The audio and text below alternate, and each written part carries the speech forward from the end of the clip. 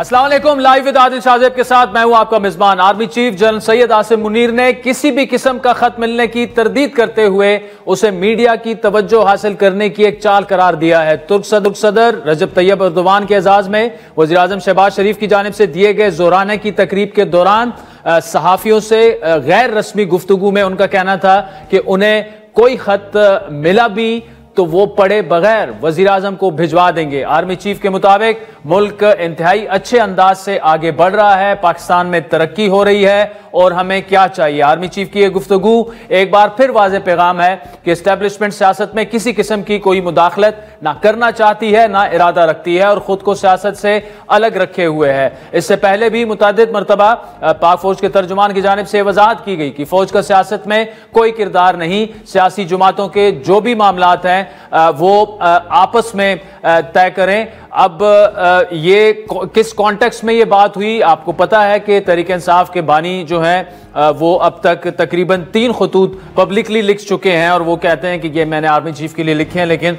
Army chief ने आज जब हमसे ये बात की, मैं उन सहाफ़ियों में शामिल था जब ये गुफ्तगू हो रही थी, तो उन्होंने कहा कि ना तो उन्हें कोई ख़त मौसूल हुआ, अगर हुआ भी तो वो उसे पढ़े बगैर वज़ीर आज़म शहबाज शरीफ की तरफ उनको भिजवा देंगे। अब नाज़रीन, गुज़श्ता रोज़ माशी मैदान से कुछ अच्छी खबरें सुनने को मिली।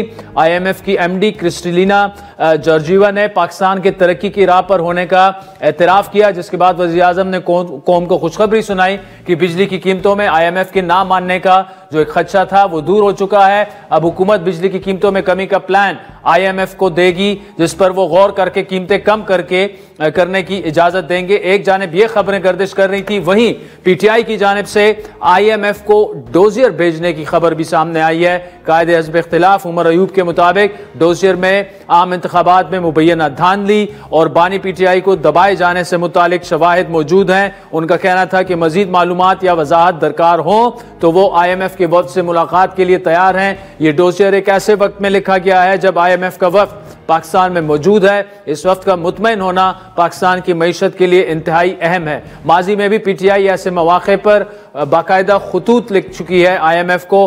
तारीख लग रहा है कि अपने आप को दोहरा रही है। PTI के रहनुमा पहले भी IMF डील को नुकसान पहुंचाने के लिए गैर मुल्की कुव्वतों से मदद तलब करते रहे, फिर नादिम भी रहे। IMF हेडक्वार्टर के बाहर एहतजाज करने से लेकर साबिक वज़राए खजाना तैमूर झगड़ा और जो तरीन साहब थे उनकी लीक शुदा गुफ्तगू तक PTI का पाकिस्तानी मईशत को जो ये नुकसान पहुंचाने का एक रिकॉर्ड है वो कोई ज्यादा मुबहम नहीं है, वाज़ेह है। अब एक बार फिर ऐसी कोशिश की जा रही है। दूसरी जानिब बात करें मुल्क में अदालती बहरान की, तो जजेस की सीनियरिटी से मुतालिक तनाज़े के दौरान इस्लामाबाद हाई कोर्ट के कायम मकाम चीफ जस्टिस सरफराज डोगर ने हल्फ उठाने से पहले ही केसेस की समाअत का आगाज कर दिया है। जजेस की आज होने वाली हल्फ बर्दारी मुलतवी कर दी गई थी। अब यह तकरीब कल ऐवान सदर में होगी। गुज़श्ता रोज वजारत कानून और इंसाफ ने आसिफ अली जरदारी की जानिब से सुप्रीम कोर्ट में 6 मुस्तकिल और एक कायम मकाम जज के तकर्रुर की मंजूरी के बाद बाकायदा नोटिफिकेशन जारी कर दिया था और साथ मुतालिका हाई कोर्ट्स में कायम मकाम चीफ जस्टिस की तकर्रुरी भी कर दी गई थी। इस्लामाबाद हाई कोर्ट में 3 जजेस की ट्रांसफर्स को सुप्रीम कोर्ट में चैलेंज कर दिया गया।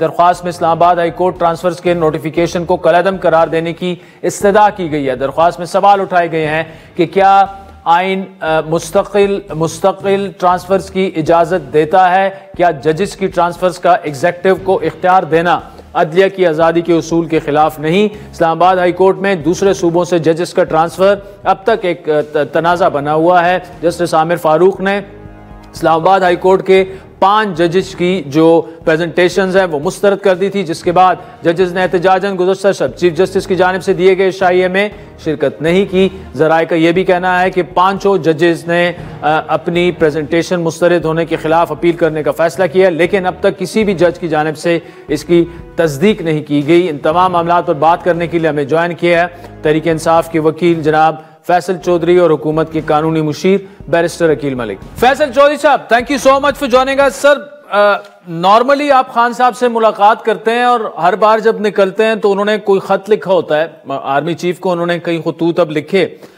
आज आर्मी चीफ ने कहा कि उन्हें कोई खत मौसूल नहीं हुआ और अगर हुआ भी तो वो पढ़े बगैर उसे प्राइम मिनिस्टर के पास भिजवा देंगे। बड़ा क्लियर कट मैसेज है कि keep us out of this business.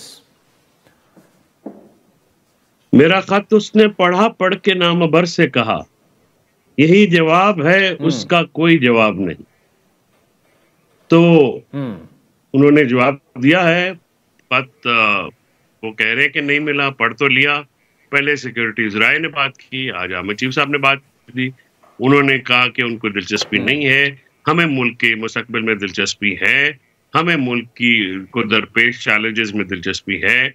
Imran Khan साहब ने अपनी ज़ात के लिए कोई डील नहीं मांगी, न ढील मांगी है अपनी पार्टी के लिए।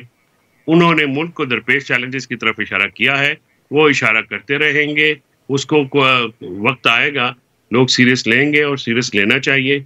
अगर वो ये समझते हैं कि मुल्क जो है, अगर इसको आगे जाना कहते हैं, तो मैं उसकी राय से बसद एहतराम इख्तलाफ करता हूँ। मुल्क पीछे चला गया है, मुल्क को बहुत इक्तिसादी तौर पर नुकसान हुआ है। मुल्क में शहरी जो हैं उनका निज़ाम अदल पे एतमाद उठ गया है। मुल्क में आज़ाद अदलिया, आज़ाद मीडिया का फुकदान है। मुल्क में जो है सियासी अदम इस्तेहकाम है, और मुल्क जो है वो दिन ब दिन पीछे जा रहा है, वो आगे नहीं बढ़ रहा है। ये जो शोबदाबाजियाँ हैं अल्फाज की इक्तिसादी मुआशी महाज के ऊपर, ये जो है गिमिक्रीज हैं, और ये इनका फ़ायदा आम आवाम को नहीं पहुंच रहा है। आम आवाम सफ़र कर रही है, महंगाई बहुत ज़्यादा है, रोज़गार ख़त्म हो गया है, ग्रोथ रेट ज़ीरो पे है। मुल्क में जो हैवी मैन्युफैक्चरिंग स्केल है वो भी ज़ीरो पे है, और बहुत सारे ऐसे इशारे हैं जिनसे मईशत की जो सूरत हाल है, ओपन जो थर्ड पार्टी हमारी वैलिडेशन है वो नहीं हो सकती। जोई साहब मुझे बताइएगा, जब वो क्लियर कट अब वो कह चुके हैं कि जी अगर आपने मुज़ाकरात करने हैं, कोई भी बात हो, आप जाने, हुकूमत जाने, आप खत हमें ना लिखें, आप खत उधर लिखें, अगर हमारे पास आएगा भी तो बगैर पढ़े हम उधर भिजवा देंगे। यानी उसमें एक सटल सा एक मैसेज है, और मैसेज ये है कि आप हुकूमत से बात करें, हुकूमत के साथ आप बैठे, मुज़ाकरात के 2-3 अदवार हुए, लेकिन वो भी किसी नतीजे तक नहीं पहुंचे। तो तहरीक इंसाफ की जो एक सियासी स्ट्रैटेजी है, क्या वो ये नहीं होनी चाहिए कि आप इंगेज करें? ग्रैंड ओपोजिशन एक अलायंस पर आप काम कर रहे हैं, बिल्कुल एहतजाज आपका हक है, वो आप बना दें, अपनी जदोजहद वहां भी करें, लेकिन इंगेज आपने गवर्नमेंट से करना है, एस्टेब्लिशमेंट आपसे इंगेज नहीं होना चाह रही, ये बार बार वो कह चुके हैं। देखिए, बात यह है कि या तो फिर हुकूमत को ये मौका दिया जाए कि चौधरी एजाज साहब के जो प्रोडक्शन ऑर्डर है उन पे अमल दरामद करके हुकूमत दिखा दे। तो हम तो हुकूमत के पास गए थे, हुकूमत के पास हमारा मुज़ाकराती पूरा वफद गया, डेलीगेशन गया, लेकिन अनफॉर्चुनेटली हुकूमत जो है उनकी तो मुलाकात भी नहीं करा सकी। अगर हुकूमत इतनी बाख्तियार है जितनी की दावा किया गया है आज, तो हुकूमत जो है वो चौधरी एजाज साहब के प्रोडक्शन ऑर्डर्स पे ही अमल दरामद करा दे। दोनों सूबे में भी उनकी हुकूमत है और वफाक में भी उनकी हुकूमत है, वो नहीं करवा पा रहे। तो इशू ये है कि हम उनकी मुल्क को दरपेश चैलेंजेस को जेल में बैठा शख्स जो है वो हाईलाइट कर रहा है और इस बारे में कंसर्न है। और ये कंसर्न मैं तो करता हूँ कि जो मुल्क के अहम शख्सियात हैं, अहम इदारों के सरबराहान हैं, वो मुल्क की तरफ देखेंगे, क्योंकि इसमें कोई ज़ाती जो है डिमांड नहीं की गई है, ना कंसेशन मांगी गई है, ना कोई आपसे ये फेवर मांगी गई है। मुल्क के वसीतर मुफाद में, पाकिस्तान के वसीतर मुफाद में और फौज के वसीतर मुफाद में एक बड़ी ही सॉलिड तजावीज़ है। वो कोर कॉन्फ्लिक्ट इशूज़ के ऊपर एक इशारा है जिसमें पॉलिसियों पे नजरसानी की जरूरत है। और मैं समझता हूँ कि इस चीज़ को जो है वो एड्रेस करना चाहिए। बल्कि मेरी रिकमेंडेशन होगी अपने अपोजिशन लीडर सेनेट में भी और नेशनल असेंबली में भी कि वो इनको अपनी तकरीरों का हिस्सा on the floor of the house भी बनाए और इस पे बहस करवाई जाए। जी, अच्छा चोई साहब ये बताएगा, ये IMF को डोसियर जो लिखा है उमर अयूब ने, उन पर काफी तफसीली गुफ्तगू भी की है और लेटर वगैरह, तो इससे पहले भी देखिए अब पाकिस्तान तो सबका पाकिस्तान है। अगर मईशत फिर डिट्रैक हो जाती है, IMF पहले तो मेरा नहीं ख्याल के पॉलिटिकल मामलात पे IMF का ना डोमेन है, ना वो मुदाखलत करेंगे, लेकिन वो रिफ्लेक्ट ये हो रहा है कि आप नहीं चाहते कि IMF के साथ मामलात पाकिस्तान के अच्छे तरीके से आगे बढ़े। और हुकूमत का मतलब मौक़िफ़ ये है कि आप ने पहले भी खुतूत लिखे IMF को, 2 वज़राए खजाना ने, तैमूर झगड़ा साहब और तरीन साहब ने, कॉल इनकी एक लीक हुई, तो आप नहीं चाहते कि मुल्क माशी तौर पर आगे बढ़े? ये उनका बिल्कुल क्लियर कट स्टांस है। देखिए, IMF का ये जो डेलीगेशन आया है, ये तो हुकूमत की टेस्ट अप्रूवल से, जैसे पहली दफा पाकिस्तान में चीफ जस्टिस ऑफ पाकिस्तान से मुलाकात भी हुई है, तो ये आदिल, ये बात तो क्वेश्चन मार्क है कि हुकूमत की इजाजत के बगैर तो वो वफद नहीं मिल सकता चीफ जस्टिस पाकिस्तान को। वो वफद आई है, वो वफद ने IMF on the floor of the house, prime minister जो आपके वज़रा जो हैं, उन्होंने कहा कि हमारी मजबूरी हम नहीं रोक सकते, हमने उनको मिलाना है। और ये जो उनकी जो फंडिंग है उसको मिस यूज कर रहे हैं, अब्यूज कर रहे हैं अपनी पॉलिटिक्स के लिए, जिसकी वजह से मुल्क पीछे जा रहा है। जो मैंने अर्ज किया कि माशी जो एग्जैक्ट फिगर्स है थर्ड पार्टी के, वो तो कोई हौसला अफजा नहीं है, लेकिन ये आगे जा रहे हैं क्योंकि मुल्क का मुफाद और इनका मुफाद आपस में टकराता है। जहाँ पे मुल्क में बेनिफिट होगा, मुल्क आगे जाएगा, ये उसके इनको नुकसान होगा। लिहाजा ये अफजाती जो मुफाद हैं उनको तरजीह देते हैं हमेशा।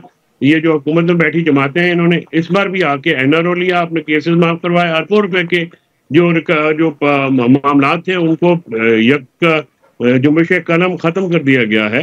तो ये जो मामला जिस तरह से चलाए जा रहे हैं, IMF के वफद ने, जाहिर है वहाँ पे वाशिंगटन में एक नई मैनेजमेंट आई है, वो फाइनेंशियली जरा अपने ऑडिट्स को बड़ा तकड़ा कर रहे हैं, वो इंटरनली भी कर रहे हैं और एक्सटर्नली जो डेट्स दिए हैं उसके ऊपर उनका एक बड़ा डीप वो ऑडिट करेंगे।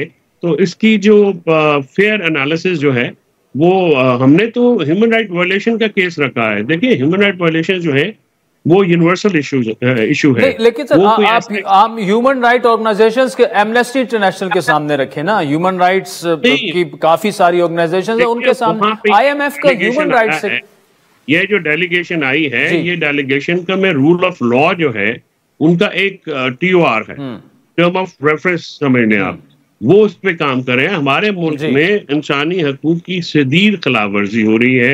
हमारी पार्टी के साथ दुनिया का कोई ऐसा जुल्म नहीं है जो यहाँ पे नहीं हुआ है। उसको एड्रेस करने के लिए अदालतें थी, अदालतों को तहे तय कर दिया गया है 26वें तरमीम के तहत। और मैं आपको एक तारीखी हवाला देता जाऊँ, कायद-ए-आज़म मोहम्मद अली जिन्ना ने फलस्तीन कॉज को ह्यूमन राइट वायलेशन के ऊपर सपोर्ट किया, जो कि आज तक पाकिस्तान की ऑफिशियल पॉलिसी है। हम फलस्तीन कॉज को मोहम्मद अली जिन्ना साहब की दी हुई पॉलिसी के मुताबिक जो है वो एड्रेस करते हैं। वो ह्यूमन राइट वायलेशन थी और वही एक बुनियाद बना के हमने फलस्तीन कॉज को सपोर्ट किया। तो जो एक इंसानी हकूक, बुनियादी शहरी हकूक की खिलाफ वर्जी होती है, वो किसी मुल्क इलाके का मसला नहीं है।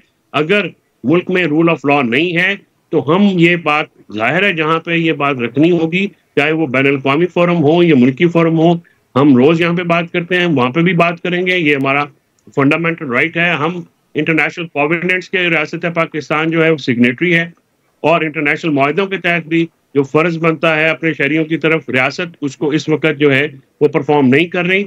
लिहाजा बतौर शहरी हमारा ये हक बनता है कि हम जो इंटरनेशनल फोरम्स हैं, जिनके साथ ट्रीटीज भी साइन हुई हैं, जिनके साथ रूल ऑफ लॉ का कोई अगर बात होगी तो हम क्यों नहीं उठाएंगे, हम बिल्कुल उठाएंगे, हम मजीद भी उठाएंगे। तो चौधरी साहब, अगर वैसे तो इसके चांसेस कम है, लेकिन अगर पाकिस्तान के आने वाले रिव्यू पर अगर कोई असर पड़ जाता है, पाकिस्तान को अगली किस्त नहीं मिलती IMF की, तो you will be happy with that?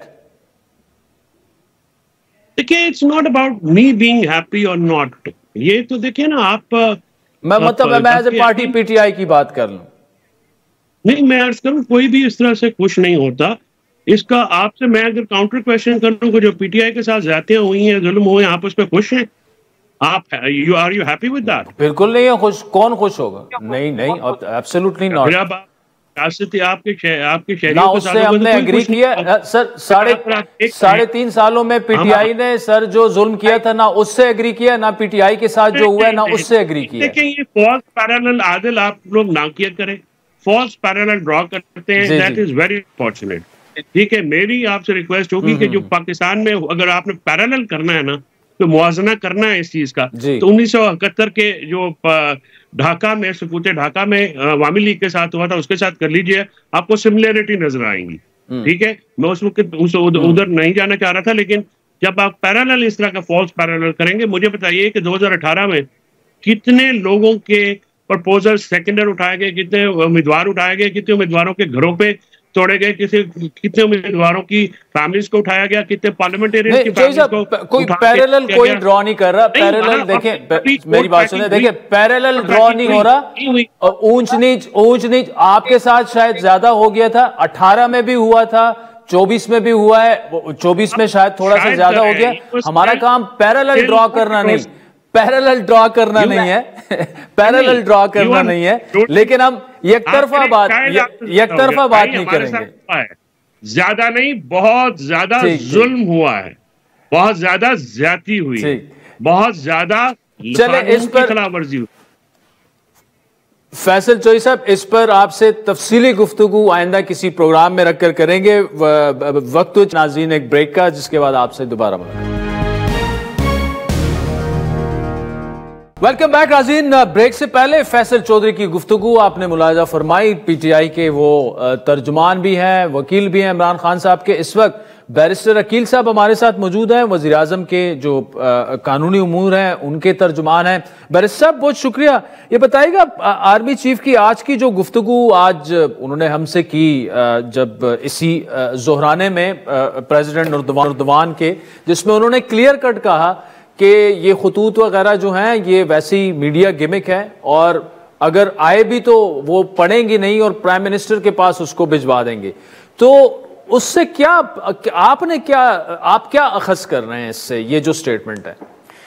बिस्मिल्लाहिर्रहमानिर्रहीम। आदिल साहब बहुत बहुत शुक्रिया। देखिए, मैं तो पहले ही कह चुका हूँ, और कई बार मैं जब से पहला ख़त मंजर आम पे आया और फिर कहा गया कि ख़त भेजा नहीं है क्योंकि ये ओपन लेटर है, मैं तो उस पर 12 दफ़ा कह चुका हूँ कि ख़तों किताबत बंद होनी चाहिए। जब वहाँ से एक दफ़ा रिस्पांस आ चुका था कि हमें किसी किस्म का ख़त मौसूल नहीं हुआ, ना हमें किसी ख़त को पढ़ने में या रिसीव करने में कोई दिलचस्पी, और आज दो टोक आपके साथ गैर रस्मी गुफ्तगू में तमाम तर मामलात सामने मंजर आम पे भी आ चुके हैं।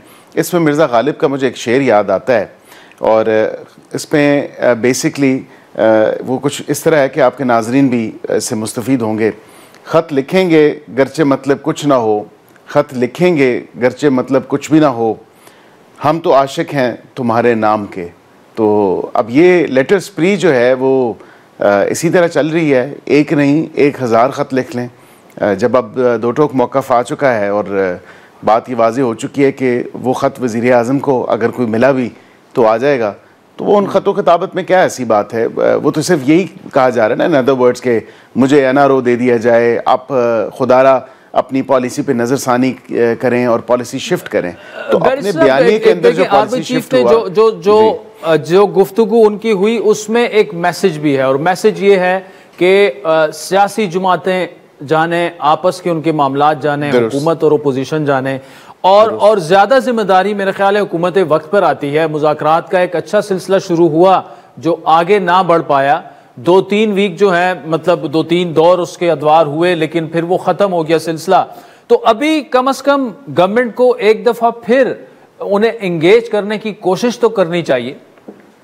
देखिए, मैं थोड़ा सा ना, I take an exception to this. ये आप थोड़ा सा ज़रूर आप अपने नाज़रीन को भी बताएं कि मुज़ाकरात किसकी ज़िद पे ख़त्म हुए, और हुकूमत तो बैठी चौथी नशिस्त के लिए भी 45 मिनट बैठ के इंतज़ार किया, और हुकूमत पर बिल्कुल आप दुरुस्त कह रहे हैं कि ज़िम्मेदारी ज़्यादा आयद होती है।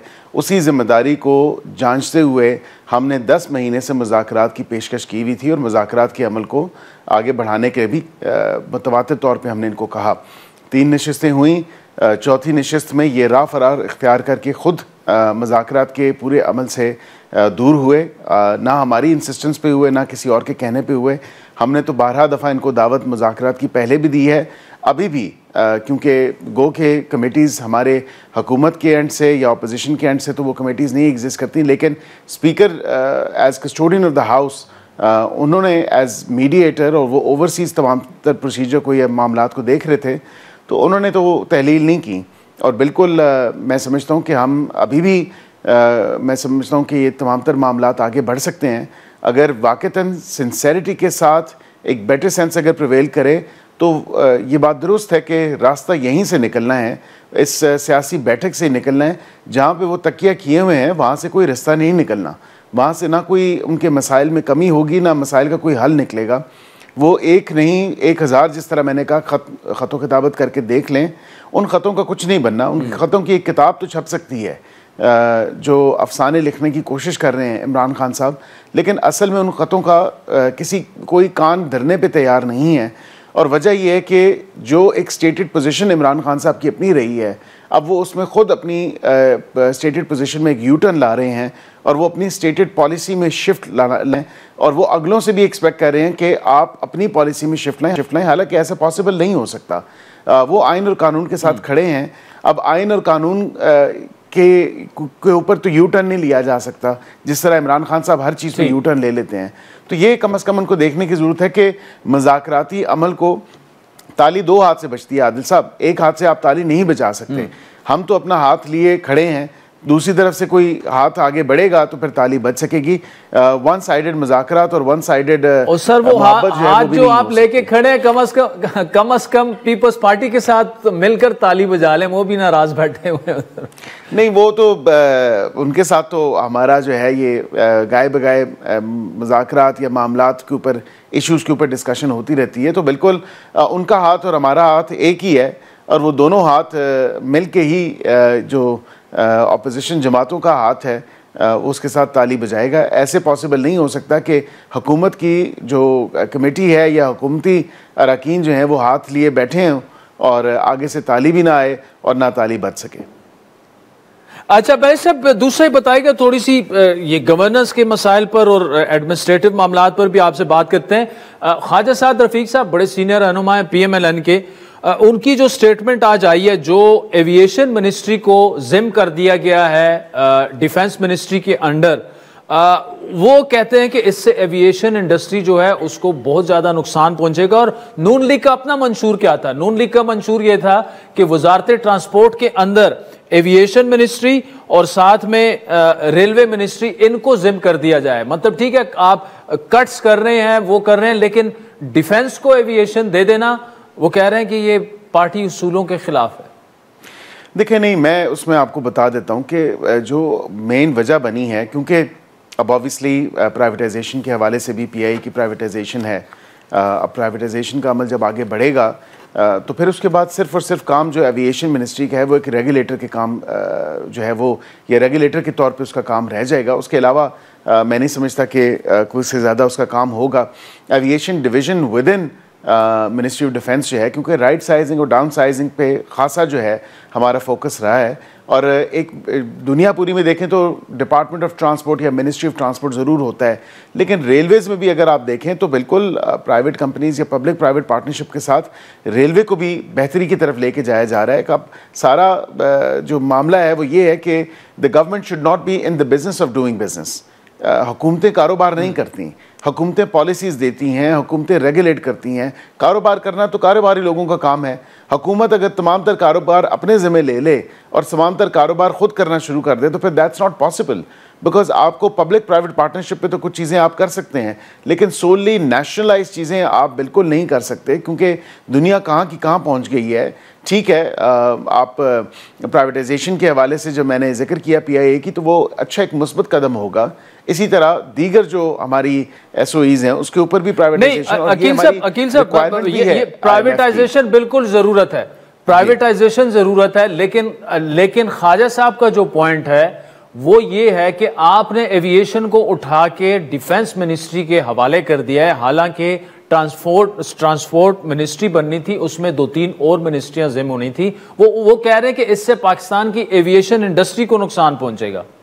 नहीं, बिल्कुल कतई नहीं पहुंचेगा, बिकॉज मैंने आपसे यही दरख्वास्त की कि सिविल एविएशन अथॉरिटी जो है या दीगर जो हमारे रेगुलेटर्स हैं इसके साथ, तो वो तमाम तर देखें ना, it's about the security, it's about the defence, it's about जो आपने प्रोटेक्ट करने हैं अपने बॉर्डर्स को, नॉट ओनली दैट बट आपने एयर स्पेस को भी तो प्रोटेक्ट करना है।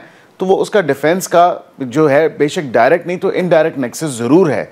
तो इसी हवाले से जो है, बिकॉज जब PIA की प्राइवेटाइजेशन हो जाएगी तो उसके बाद फिर क्या बचेगा? बाकी तो सारे प्राइवेट प्लेयर्स हैं एविएशन इंडस्ट्री में, उनको रेगुलेट करना जो है वो एविएशन डिवीज़न होगा with in ministry of defence.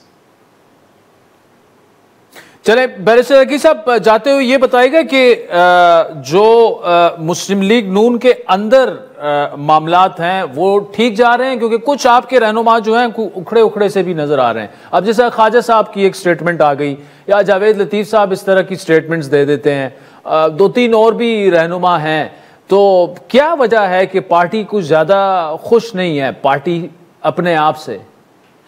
देखिए, कोई ऐसी बात नहीं है। अगर कोई स्पेसिफिक इशू है तो पार्टी के अंदर फोरम्स मौजूद हैं और बिल्कुल उनको उन फोरम्स को के ऊपर अपने मामलात या इश्यूज़ को हाईलाइट करना चाहिए, रादर दैन कि मीडिया पे आके तमाम तर बातें करें। लेकिन अब मैं समझता हूँ क्योंकि कायदे मोहतरम मियाँ मोहम्मद नवाज शरीफ साहब जो हैं वो दोबारा से मुतहरिक हुए हैं आफ्टर हेशियस या आफ्टर जो एक पीरियड था गुजरा है पूरे 1 साल का, तो उसके बाद अभी वो मुलाकातें कर रहे हैं।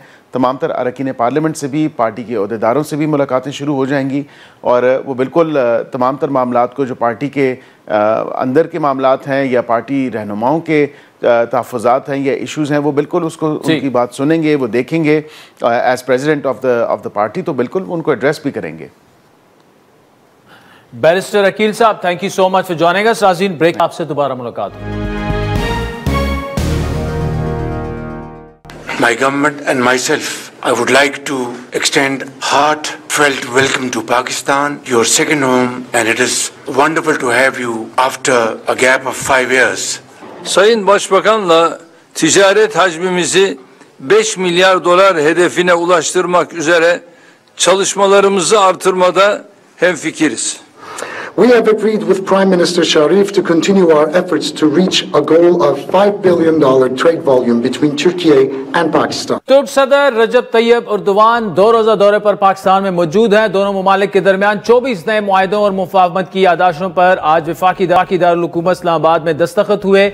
इस हवाले से मुनक़िदा तकरीब से खिताब करते हुए वज़ीर आज़म शहबाज शरीफ ने कहा कि उन्हें उम्मीद है कि सदर एर्दोगान का दौरा पाकिस्तान के लिए मुफीद साबित होगा और पाकिस्तान और टर्की के बरादराना जो ताल्लुकात हैं वो मजीद मजबूत होंगे। पाकिस्तान मौसमियाती तब्दीली से भी मुतासर हुआ है और हो रहा है, और गुज़श्ता साल पाकिस्तान को बड़े सैलाब का सामना करना पड़ा और इसकी वजह से मुल्क में बड़े पैमाने पर तबाही हुई। शहबाज शरीफ के बकौल मुश्किल की इस घड़ी में तुर्की ने पाकिस्तान का भरपूर साथ दिया। दोनों ममालिक के दरमियान एयरफोर्स, इलेक्ट्रॉनिक वॉरफेयर और एनर्जी ट्रांजिशन के शुबे में ताउन, कानकुनी के शुबे में ताउन, तुर्की एरोस्पेस इंडस्ट्रीज और naval research and development institute Pakistan और तुर्की के दरमियान तिजारत बढ़ाने, सनती प्रॉपर्टी में ताउन, एयरफोर्स, इलेक्ट्रॉनिक वॉरफेयर, तुर्की के सेक्रेटेरिएट ऑफ डिफेंस इंडस्ट्रीज और पाकिस्तान की वजारत दिफाई पैदावार के दरमियान मफाहमती यादाश्तों पर दस्तखत हुए। दोनों ममालिक के दरमियान गुज़श्ता चंद सालों से में होने वाली तिजारत की बात की जाए तो 2022-23 में तुर्की के लिए पाकिस्तानी बरामदात 32 करोड़ 14 लाख डॉलर और माली साल 23-24 में तुर्की के लिए पाकिस्तानी बरामदात 29 करोड़ 88 लाख डॉलर रही, जबकि पीटीआई हुकूमत के आखिरी माली साल 2021-22 में तुर्की के लिए पाकिस्तानी बरामदात 36 करोड़ डॉलर थी। आज पाकिस्तान के साथ मफाहमती यादाश्तों और मुआहदे पर दस्तखत करने की तकरीब से खिताब करते हुए रजब तैयब एर्दोगान का कहना था कि दोनों ममालिक के दरमियान बामी तिजारत को 5 अरब डॉलर तक ले जाने का वो इरादा रखते हैं। सदर एर्दोगान 5 साल के बाद पाकिस्तान आए हैं और दोनों इत्तेहादी मशरक़ वुस्ता के लिए एक नाजुक वक्त में अपनी आला सतही बातचीत का इनेकाद कर रहे हैं। शाम में असद हुकूमत के खात्मे ने खित्ते में तुर्की की पोजीशन को मजबूत किया है, लेकिन तुर्की को इसराइल के साथ एक बराह रास्त मुकाबले में भी डाल दिया है, जिसकी फौजें शाम की सरजमीन में दाखिल हो चुकी हैं। एक ऐसे वक्त में जब अमरीका की जानिब से नामजद करदा गैर मुल्की दहशतगर्द तंजीम हैत तहरीर शाम या HTS अब शाम पर हुकूमत कर रही है। माहिरीन का मानना है कि पाकिस्तान और तुर्की को गैर रियासती अनासर पर कंट्रोल करने के लिए एक दूसरे की मदद की ज़रूरत है, लेकिन हम अमरीका के दौरे के बाद स्ट्रेटेजिक ताल्लुकात बिलखुसूस पाकिस्तान और तुर्की के दरमियान जारी दिफाई प्रोडक्शन में ताउन पर जो है वो गहरी नज़र रखेंगे। तुर्क सदर के दौरा पाकिस्तान में मशरक़ वुस्ता से हिकमत अमली कितनी अहम होगी, इस पर बात करेंगे। हमारे साथ मौजूद है TRT उर्दू के हेड और टर्किश जर्नलिस्ट जनाब डॉक्टर फुरकान हमीद साहब। फुरकान हमीद साहब, thank you so much for joining us. Sir, ये बताइएगा कि कैसे देखा जा रहा है टर्किश मीडिया में सदर एर्दोगान के इस दौरे को, और आप कैसे इसको देख रहे हैं? 2 रोज़ा दौरा है, बड़ा इंपॉर्टेंट एक दौरा है। इससे पहले वो 2-3 ममालिक के दौरे कर चुके हैं और अब पाकिस्तान पहुंचे हैं। हाँ जी, बिल्कुल सही कह रहे हैं कि देखा जाए टर्की के मीडिया ने जो है पाकिस्तान और सदर एर्दोआन के दौरे पाकिस्तान के बारे में बड़ी लाइव कवरेज दी है, अखबार में मेन हेडिंग लगाई है और लाइव कवरेज का सिलसिला जो आज पूरे दिन जारी रहा है। और आपको पता होगा कि तुर्की पाकिस्तान दुनिया के लिए मिसाली ताल्लुकात की हैसियत रखते हैं। दोनों ममालिक अगर तजारती लिहाज से देखा जाए तो दिफाई शोबे में इतना गहरा तावन है कि हम भारत को पाकिस्तान और तुर्की के जो तावन से जो बड़ा खतरा लाक हो चुका है, वो तुर्की पे ये शराइत आयद कर के ब्रिक्स में तुर्की को हम सिर्फ उसी वक्त ले सकते हैं जब ये कश्मीर के मसले से पाकिस्तान की हमायत करने से बाहर आ जाए। इसलिए देखा जाए दुनिया की नजरें इस तुर्की पर लगी हुई है। तुर्की बड़ी तेजी से, खास तौर पर आपने देखा होगा कि ड्रोन के लिहाज से, ड्रोन टेक्नोलॉजी के लिहाज से दुनिया का तकरीबन अगर पहले नंबर पर नहीं है तो दूसरे और तीसरे नंबर पर बड़ा मुल्क है। इसने आर्मीनिया में आपने देखा होगा कि रातों रात जो है आपने ड्रोन इस्तेमाल करते हुए, फिर लीबिया में इस्तेमाल करते हुए, फिर सीरिया में सीरिया की हुकूमत का साथ देते हुए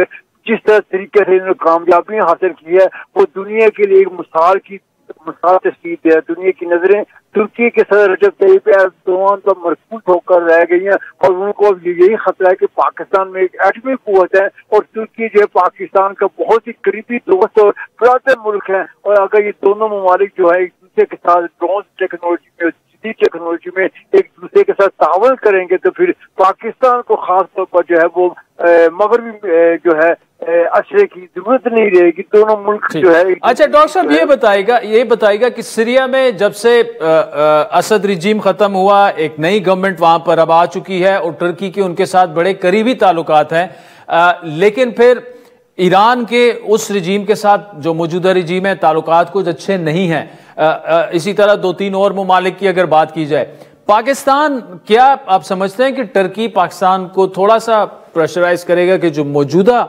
सीरियन गवर्नमेंट है जिन्होंने अब दौरा किया, उनके सरबराह ने सऊदी अरब का भी, MBS से भी वो मिले, कि पाकिस्तान उनसे ताल्लुकात बेहतर बनाए, लेकिन at the same time Pakistan के ईरान के साथ भी अच्छे ताल्लुकात हैं। हाँ, बिल्कुल सही कह रहे हो, पाकिस्तान के ईरान के साथ भी अच्छे ताल्लुकात है, लेकिन पाकिस्तान के तुर्की के साथ जो ताल्लुकात है वो दुनिया में मिसाल की हैसियत रखते हैं। और तुर्की के जब तुर्की ने सीरिया पर मुकम्मल गिरफ्त हासिल कर ली, सीरिया के नए सदर जो है उन्होंने रिसेंटली जो है वो तुर्की का दौरा भी किया है और तुर्की को उन्होंने कहा, तुर्की के तो वहाँ पे आपको पता होगा कि दहशतगर्दी की वारदात अभी भी चल रही थी, दहशतगर्दी की कार्रवाई जारी थी। अब उन्होंने यकीन दिलाया है कि तुर्की की जो भी दहशतगर्द तंजीमें उनका मुकम्मल तौर पर वहाँ से सफाया कर दिया जाएगा। तुर्की जिस तरह चाहेगा हम वहाँ तुर्की ही की जो है वो हुक्मनामे पर अमल दरामद करेंगे। तो ये देखा जाए तो तुर्की जिसे कह सकते हैं कि तुर्की ने सीरिया पर मुकम्मल गिरफ्त हासिल कर ली है। ईरान और जो रशिया जो है वो हालांकि तुर्की के साथ पुतिन के बड़े गहरे ताल्लुकात है, लेकिन तुर्की ने पुतिन को भी और ईरान को भी वहां से निकाल बाहर किया। ये दोनों ममालिक जो मिलकर तुर्की के साथ कुछ देखते हैं कि क्या कुछ करते हैं। खास तौर पर ईरान जो है उन्होंने तो खास तौर पर कह दिया कि हम तुर्की की दहशतगर्द तंजीम पीछे की पुष्टपनाही करते रहेंगे, हम तुर्की के जो दहशतगर्द तंजीम है उसको भी ड्रोन फराहम करेंगे। लेकिन तुर्की इस वक्त बड़ा ताकतवर मुल्क है, ईरान उसके सामने कुछ भी नहीं है। लेकिन देखा जाए इस सिलसिले में पाकिस्तान और जो है वो बड़ा अहम किरदार अदा कर सकता है। पाकिस्तान ईरान और तुर्की को समझा सकता है कि इस सिलसिले में वो आपस में उलझने की बजाय दूसरे के साथ ताउन करते हुए इलाके में हम काम कर सकते हैं। डॉक्टर फुरकान हमीद साहब इस्तांबुल से हमारे साथ मौजूद थे। नाज़रीन बहुत बहुत शुक्रिया। चाहता है एक ब्रेक का, जिसके बाद आपसे दोबारा मुलाकात।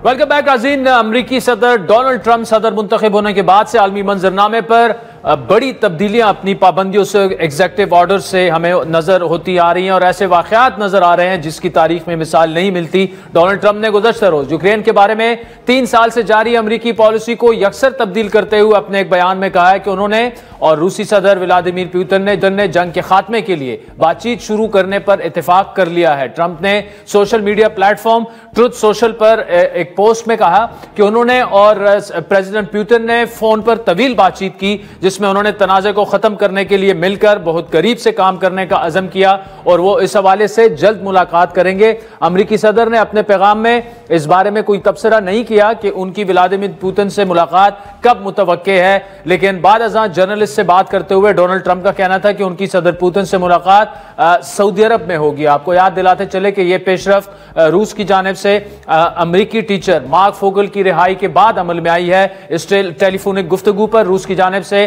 जो बयान जारी किया गया उसमें कहा गया है कि सदर पुतिन और अमेरिकी सदर ट्रंप के दरमियान बातचीत तकरीबन 1.5 घंटा जारी रही। दोनों रहनुमाओं ने इस बात पर इत्तेफाक किया कि एक साथ काम करने का वक्त आ चुका है और पुतिन ने ट्रंप को मॉस्को आने की दावत दी। क्रेमलिन के तर्जुमान दिमित्री पेस्कोव ने यह कहा है कि ट्रंप और पुतिन के दरमियान होने वाली गुफ्तगू में मशरिक़ वुस्ता और ईरान समेत मुतअद्दिद मौज़ूआत का अहाता किया गया, लेकिन यूक्रेन मरकजी तवज्जो का मरकज था। पेस्कोव ने मजीद कहा कि ट्रंप ने दुश्मनी के फौरी खात्मे और पुरअमन तस्वीर पर जोर दिया है। इसके जवाब में सदर पुतिन ने तनाज़े की बुनियादी वजूहात को दूर करने की जरूरत पर जोर दिया।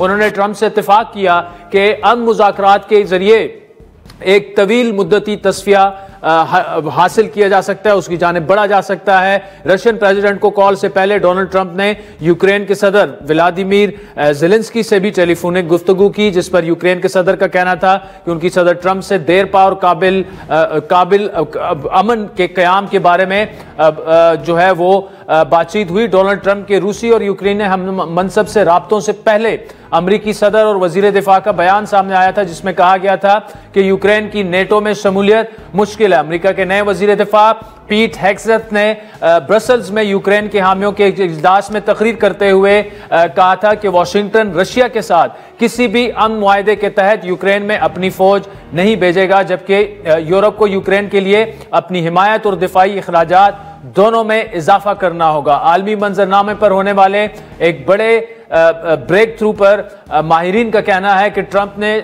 प्रेसिडेंट पुतिन को सियासी तन्हाई से वापसी का रास्ता फराहम किया है, लेकिन उनका यह भी मानना है कि एक फोन कॉल से यूक्रेन की जंग खत्म नहीं होगी। लेकिन कुछ एनालिस्ट ये भी समझते हैं कि यूक्रेन के अंदर रशिया ने जितनी गेन्स की हैं, जितने इलाके कब्जे किए हैं, नई अमेरिकी पॉलिसी के तहत वो रशिया को ही दिए जा सकते हैं, लेकिन उसके जवाब में मशरिक़ वुस्ता में जो खुसूसन फ़लस्तीन की गज़ा की सूरत हाल है उस पर प्रेसिडेंट ट्रंप चाहेंगे कि रशिया उनकी हिमायत करे। क्या ऐसा हो सकता है? 20 जनवरी को इक़्तिदार संभालने से पहले ट्रंप ने यह वादा किया था कि यूक्रेन जंग 24 घंटों के अंदर ख़त्म कर दी जाएगी। अमेरिकी सदर रूस और यूक्रेन की जंग ख़त्म कराने में क्या कामयाब हो पाएंगे? और इस पूरे मामले में सऊदी अरब का जो रोल है, क्योंकि यह भी कहा जा रहा है कि प्रेसिडेंट पुतिन की मीटिंग जो है वो सऊदी अरब में होगी और उसमें फिर मशरिक़ वुस्ता पर भी बात होगी। तो बात करेंगे, हमारे साथ मौजूद हैं सीनियर डायरेक्टर न्यूज़लैंड इंस्टीट्यूट जनाब कामरान बुखारी साहब। कामरान बुखारी साहब, बहुत शुक्रिया। प्रेसिडेंट ट्रंप की रशियन प्रेसिडेंट पुतिन से गुफ्तगू और फिर उसके बाद सऊदी अरब में कि जी हमारी मुलाकात होनी है, और यह भी कहा जा रहा है कि यूक्रेन अगर रशियन टर्म्स पे सोल्यूशन हो जाती है तो शायद डोनाल्ड ट्रंप जो मिड ईस्ट में चाह रहे हैं वो रशियन बैकिंग से अपनी स्ट्रैटेजी आगे बढ़ाएंगे, और उसमें ऑब्वियसली सऊदी अरब का किरदार आपको एक ऐसा नजर आ रहा है कि वो वहां पर उनसे मिलेंगे। कैसे देख रहे हैं इन चीजों को, कैसे एनालाइज किया जाए? जी देखें, ये लेन देन तो होती है ना। तो अगर आप अब अमेरिका को 2 खित्तों में प्रॉब्लम है, रूस को पहले से पता था, रूस उसका लेवरेज उठाने की कोशिश कर रहा है कि अगर आप जो है यहाँ पर हमारे साथ समझौता कर लें यूक्रेन के मामले पे, तो फिर आपके जो अहदाफ हैं मशरिक़ वुस्ता से लेके, तो उसमें हम आपकी मुआवनत कर सकते हैं। सवाल ये होता है कि रूस एक्चुअली करेगा क्या, मतलब किस किस्म की मुआवनत मशरिक़ वुस्ता में करेगा। जहाँ तक यूक्रेन का ताल्लुक है, देखें जो इस वक्त सदर ट्रंप की इंतज़ामिया कर रही है ना, वो उससे मैं नहीं समझता कि किसी को कोई ख़ास इख्तलाफ है। उसकी वजह यह है कि सदर बाइडन की इंतज़ामिया को भी पता था कि ये जो हालात हैं ये तब्दील नहीं होने वाले, चाहे आप उनको कितना ही असला दे दें, कितनी ही उनको जो है इमदाद दे दें, माली इमदाद दे दें, तो उससे फ़र्क नहीं पड़ने वाला। बिल आखिर कहीं ना कहीं जाके कोई ना कोई सुलह सफाई होनी है, कोई ना कोई लाइन ऑफ कंट्रोल क्रिएट होनी है, कुछ इलाकों से जो है दस्तबरदार होना पड़ेगा। अब वो सदर बाइडन और उनकी सियासत के लिए ये बहुत ज़्यादा भारी था, सदर डोनाल्ड ट्रंप के लिए ये नहीं है। तो इस वजह से अब मैं समझता हूँ कि बात वहाँ पर आके रुकी है कि लकीर कहाँ खींची जाए यूक्रेन के अंदर। अच्छा कामरान साहब, यूक्रेन का तो चले हमने डिस्कस कर लिया। मैं फाइनेंशियल टाइम्स का एक पीस पढ़ रहा था जो मिड ईस्ट खुसूसन जीसीसी कंट्रीज और सऊदी के अंदर जो यूथ में एक गुस्सा और एक उभार पैदा हो रहा है गजा के मामले को लेकर, ये सऊदी प्रिंस जो हैं उनके लिए कितना अहम है इसको समझना, और क्यों अहम है इसको समझना, और क्यों इसे वो अवॉइड करना चाहेंगे? हमने देखा कि सऊदी मीडिया भी बड़ा डायरेक्टली नेतन्याहू पर अटैक करने की पोजीशन में आ गया, और एक ऐसा वक्त था जब दोनों ममालिक एक दूसरे को तस्लीम करने के लिए तैयार थे। देखें, जब मुश्किल फैसले करने होते हैं ना, तो फिर आपको पब्लिक रिलेशंस को भी मैनेज करना पड़ता है।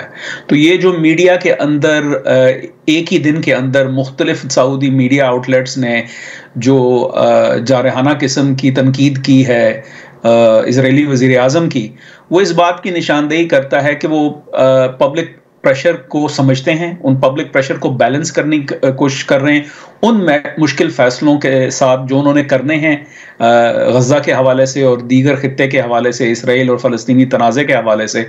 तो ये बैलेंसिंग एक्ट है। दूसरी बात यह है कि इस कार्रवाई से फिर आप दूसरी जानिब भी, यानी अमेरिका और इसराइल की जानिब भी दबाव डालते हैं कि जो है उनको भी समझ में आए। देखिए, at the end of the day ना ही ट्रंप इंतज़ामिया चाहती है कि जो अफरा तफरी खित्ते के अंदर है वो सऊदी अरब अंदर आ जाए, यानी वहाँ के जो वली अहद हैं, सून टू बी किंग हैं, उनके लिए प्रॉब्लम्स हो जाएं, ये वो बखूबी जानते हैं। लेकिन जब लेन देन होती है तो उसमें ये देखना पड़ता है कि कितना आप एक्सट्रैक्ट कर सकते हैं कंसेशंस, और ये सिर्फ अमेरिका का नहीं है, ना ही इसराइल का, ये सऊदी अरब का भी है, और दीगर और स्टेक होल्डर्स भी यही कर रहे हैं। हम उस बार्गेनिंग के प्रोसेस में हैं, तो अभी इस वजह से कुछ तस्वीर जो है सही तरह से सामने वाजे नहीं हो रही। Thank you so much for joining अस। बहुत शुक्रिया नाज़रीन। आज के प्रोग्राम पर फीडबैक जरूर दीजिएगा। हमारा ट्विटर हैंडल है @आदिल शाहज़ेब। इजाजत दीजिए, खुदा हाफिज़।